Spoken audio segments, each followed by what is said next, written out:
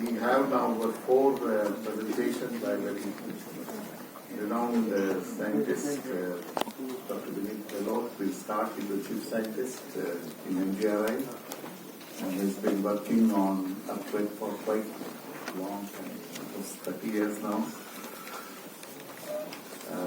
Then we have Dr. Sumit Chopra, who is the Director of Seismological Research, Gujarat. We had an earthquake there, and there is a tremendous amount of work which has been done under his leadership in Gujarat. So we've heard about great material earthquakes. Dr. Sukanto has been heading a lab, geophysics lab in Gahalaut. Actually, I would request if you get a time, it's worth seeing. Something which is very unusual lab, which is now 3 kilometer deep borehole, and we instrumented to understand what's happening in earthquake at that particular time. They were going right up to the where earthquakes were doing. And Dr. Kalachan, the director of what is called Himalayan Geology, and his institute also involved, and we would like to have some understanding about the precursors. So with this initial introduction, I would request them to give their brief talk. What we really looking forward, that what we need to do by giving a status and what we need to do. Also, some of the questions which we have raised, you can all may not be able to answer, but try to give an answer to those questions. And I would request you to take about 12 minutes. We will not have questions after each talk, but after all the 4 talks, we will again have the question answers from the participants. I think it is okay with you, so that we don't disturb. The time is also very critical here, and I would request to stick to the time very strictly. So with this initial remark, I would request first Dr. Vineet Gahalaut to make this statement. Sir, sit down, please. You can go there. Sir, sit down. We won't be able to see from there. तो ये आपको seat रखा है आपके लिए? ये तो है sir.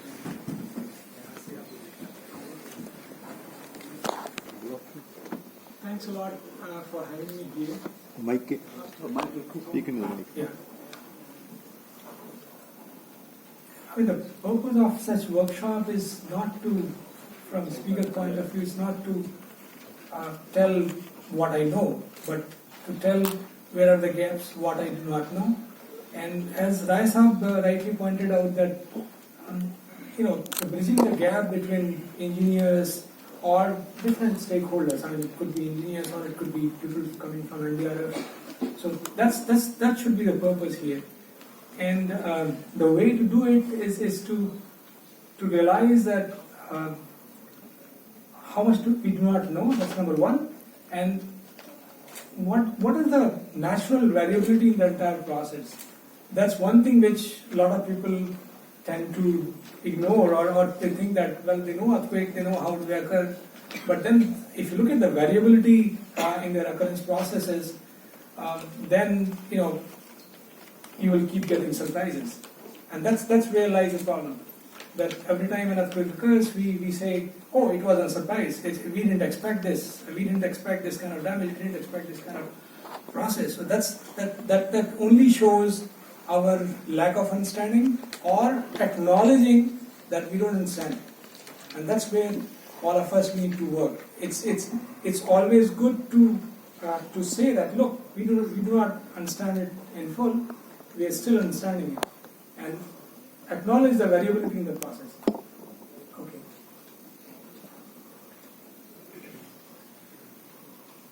So that's what I'm going to speak, and the 2 animations here at the bottom, they actually summarize the earthquake process. The one is the top one, the caterpillar moving, in a very funny manner. Is kind of a stick-slip motion which we see, which we witness in all these earthquakes. So the strain accumulates and then it gets released. Strain accumulates, it gets released. So these are the 2 end members of the earthquake processes. The lower one is a snail which glides on on any surface without any kind of hindrance, without any jerk, without anything. So that's one end member of this entire tectonic process. One is slipping freely without any friction, without any hindrance, without any earthquake. The second one is, it tries to hold the surface from the front, and then it accumulates strain. It accumulates inertia for to move forward, and then it releases. That's what an earthquake is all about. So this is what we need to.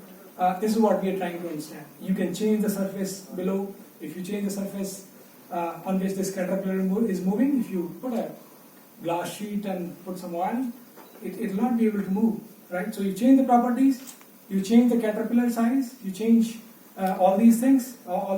These are all physical properties which are involved in earthquake processes.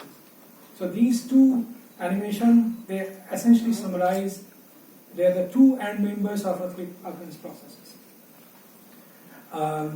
So with this, I will go forward.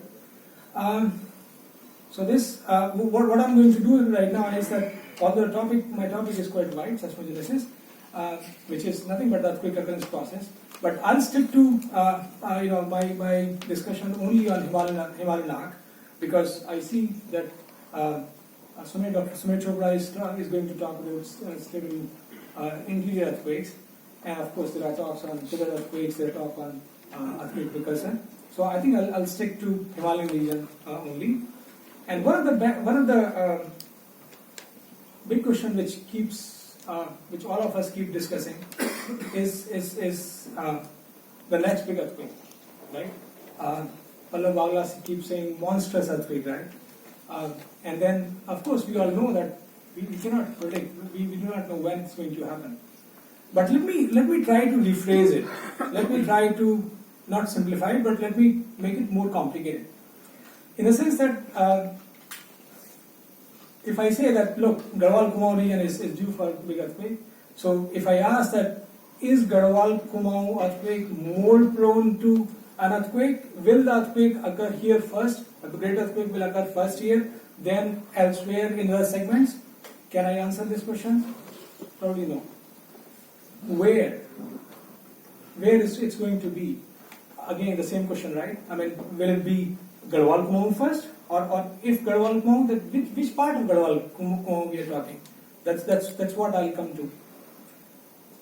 The biggest question, which, as I said, Mr. Pallav Bagla keeps saying, how big is it going to be? Is it going to be magnitude 9 earthquake? To me, all these questions are perfectly all right. There's no doubt. But probably we cannot answer them. That's one of the biggest challenges. And these are questions to start a debate. But when it comes to actual science, then let's not discuss on this issue anymore. For the simple reason, because for general public, is it yes or it is no? But then for people like us, scientists, there's a lot of things between yes and no, and that's what we need to understand. Because unless you discuss this, so I love that title of the novel, 50 Shades of Grey, right? So the world is not just white and black. There are 50 shades in between, and that's what we need to understand. But what public want, yes or no.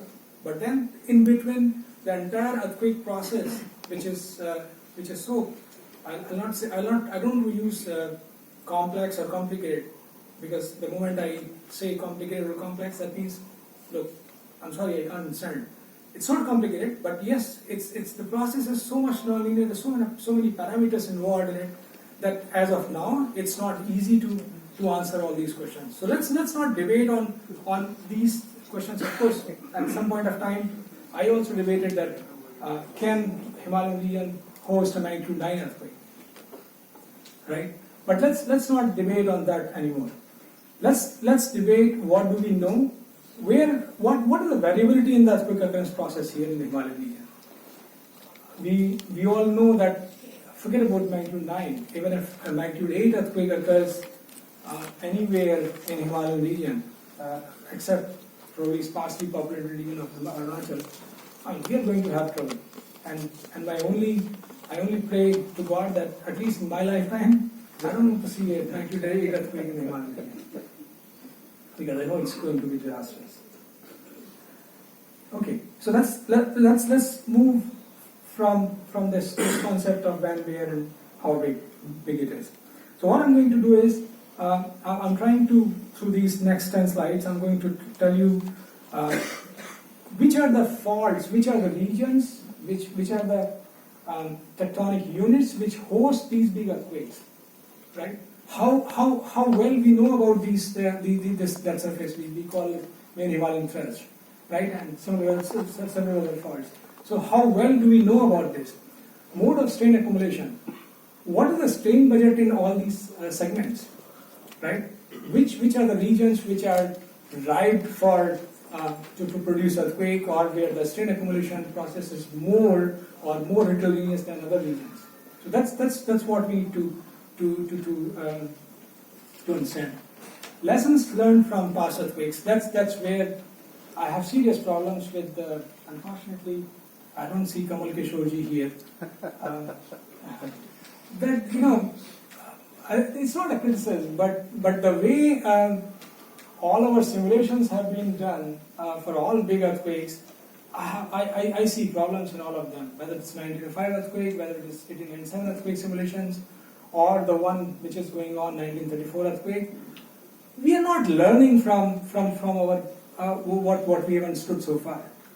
We are still either stuck with the conventional way of Himalayan tectonics, or we are using some outdated results from those earthquakes, and we are trying to create these simulations.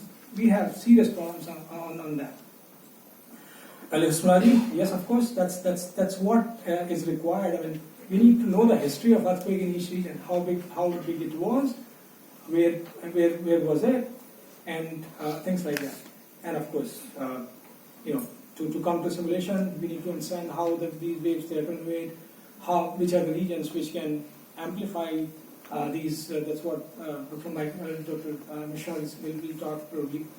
So that's what we need to learn. But that's essentially I'm going to cover in the next 10 slides. So just to orient you, so this is how Indian plate moves, and then if you look at the second part of the figure. Second part of the figure actually shows the configuration of the fault. So you see that look at the variability here. The configuration in the Himalayan region, although it has been shown by one uniform here, but even here you have lots of variability. This is in Hindu Kush region. This is where the steep subduction takes place. That's where, in fact, recently there was a major earthquake which was felt strongly in Delhi region. So that's what we understand about Himalayan region. So we say that Indian plate. I was pleasantly not surprised, but it was very good to listen to Shyam Sanji when he was telling that Indian plate and Eurasian plate are colliding. That's knowledge. That's nice. Probably he gained that knowledge because he has got a house in Dehradun. If you know in the Pahad, then only you know how disastrous these earthquakes could be, or what is the hazard with which you are living with. Okay. So this is what has happened. That Indian plate is moving towards northeast, and then it collides with the Eurasian plate, and it produces earthquake.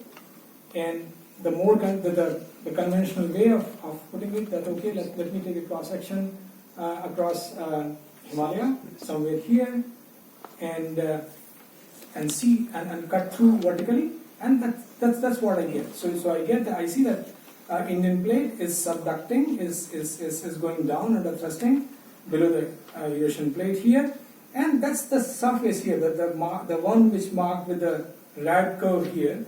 So that's a fault width of almost like 100 kilometers, where all these big earthquakes they occur. the fault for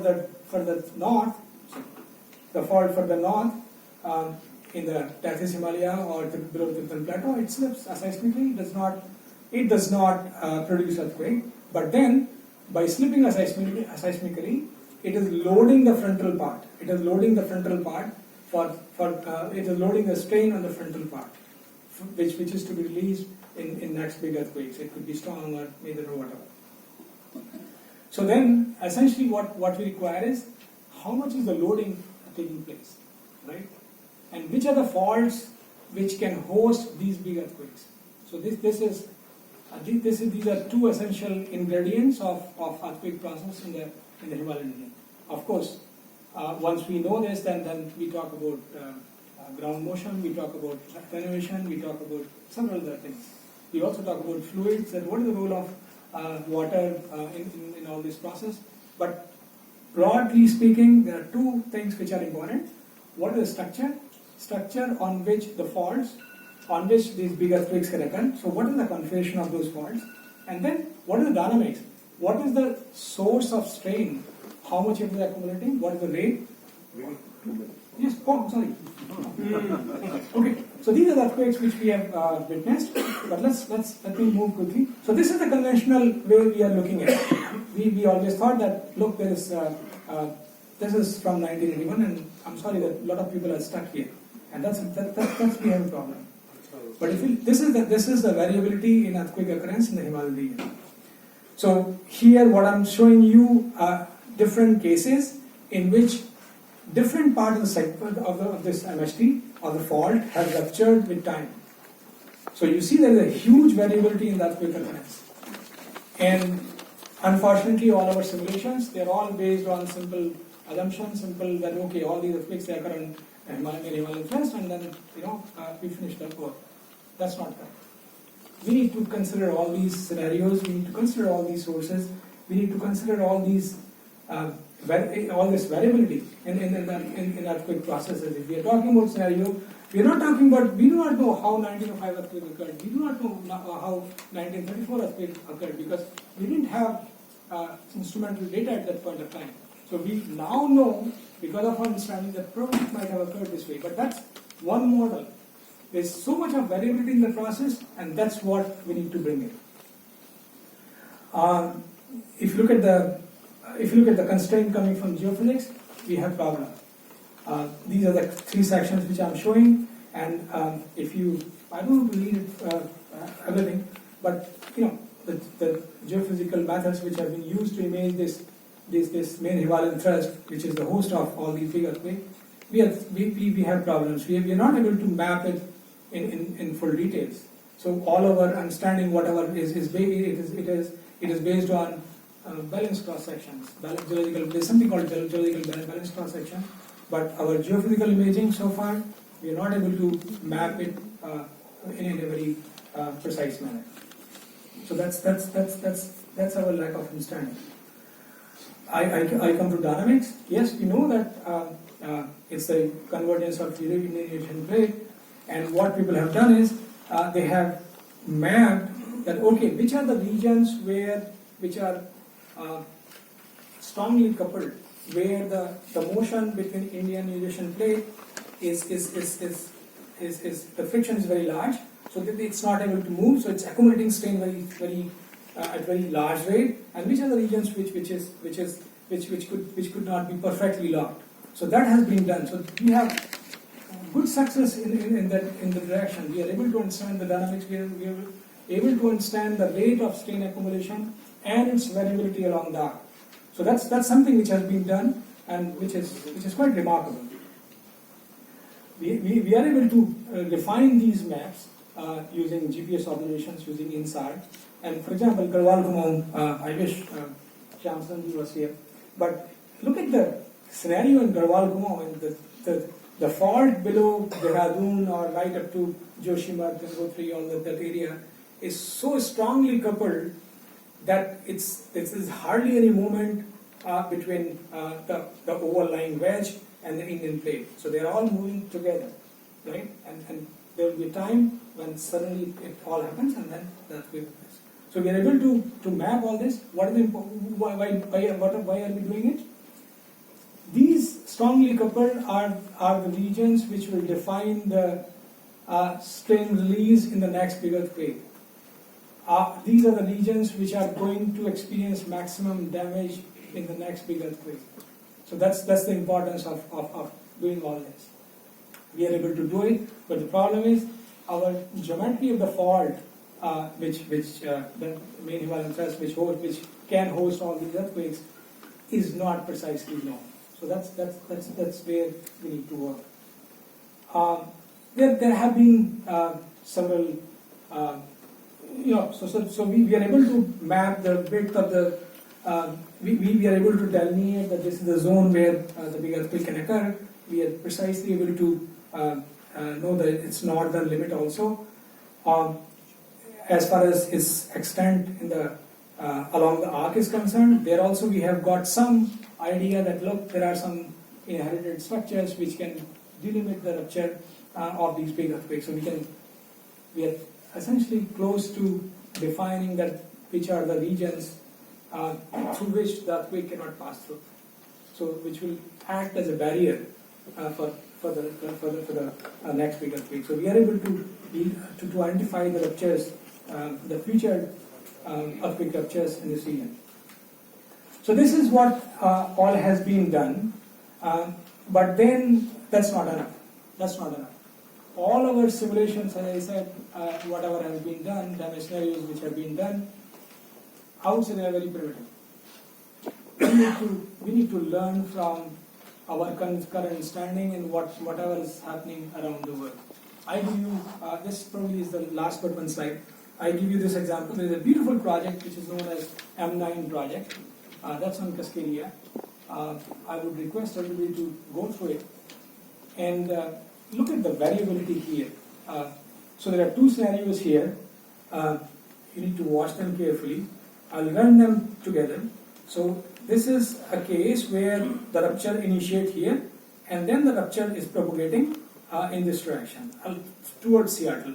So that's one case, right? This is another case in which the rupture is initiated here near Seattle and then it is moving towards in that direction. Now look at the variation in the damage at Seattle. Look at the trace of this waveform at Seattle. There is a huge difference. Everything is same. The earthquake is same.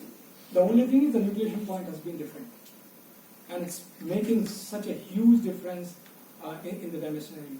That's what we need to understand. So what will happen if earthquake nucleates somewhere close to India-Nepal border, and the same earthquake, rather than nucleating at India-Nepal border, it is nucleating somewhere